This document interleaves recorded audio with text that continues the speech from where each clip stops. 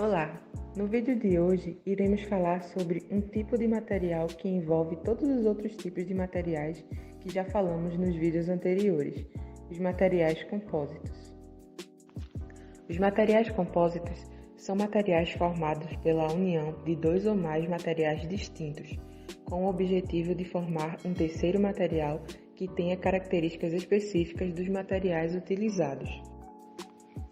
Muitas aplicações tecnológicas exigem materiais com combinações incomuns de propriedades que não podem ser alcançadas por materiais poliméricos, cerâmicos e metálicos.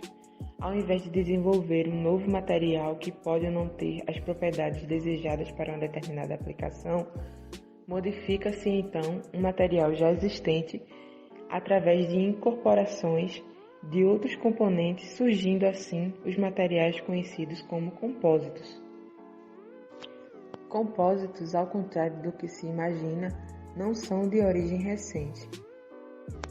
Na antiguidade, tijolos para a construção civil eram fabricados de barro e capim seco, formando um compósito. O capim fornecia a resistência mecânica do material, enquanto o barro o preenchia fornecendo solidez. A utilização e o desenvolvimento de materiais compósitos se deram de uma forma mais lenta que a dos metais e ligas metálicas.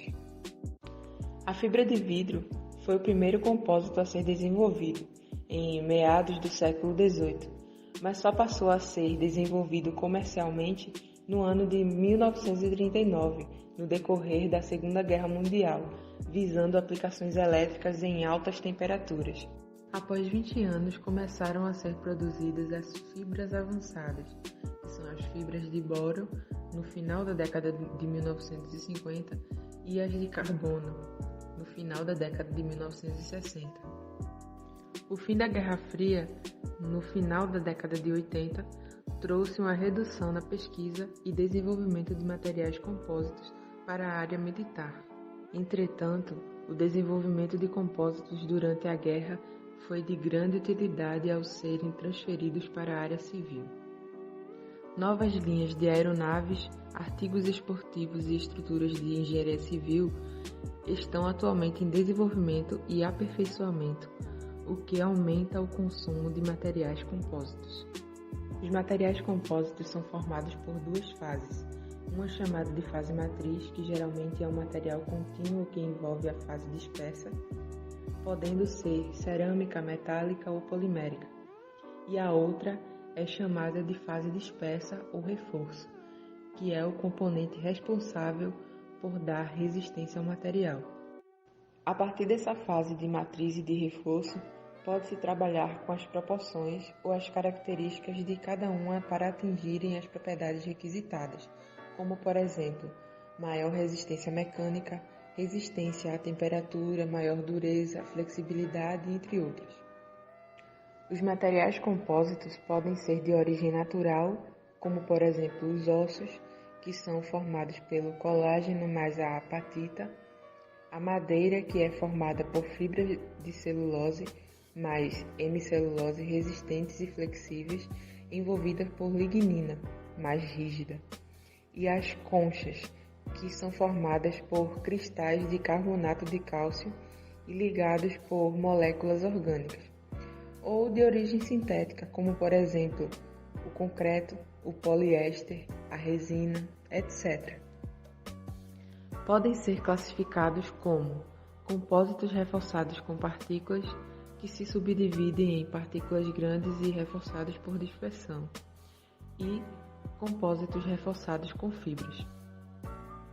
Os compósitos reforçados com partículas grandes não ocorrem a nível molecular ou atômico, mas sim a nível macroscópico, como é o exemplo do concreto. A relação partícula-matriz deve ser a mais uniforme possível, pois assim o reforço será efetivo. Quanto mais partículas, melhor as propriedades relacionadas à resistência mecânica. Os compósitos com partículas grandes podem ser formados a partir das combinações com quaisquer dos três tipos de materiais que se tem conhecimento, que são os metais, os cerâmicos e os poliméricos. Já nos compósitos reforçados por dispersão, As interações para esse tipo de reforço ocorrem a nível atômico ou molecular, e as partículas são bem menores, entre 10 e 100 nanômetros, do que os reforçados com partículas grandes.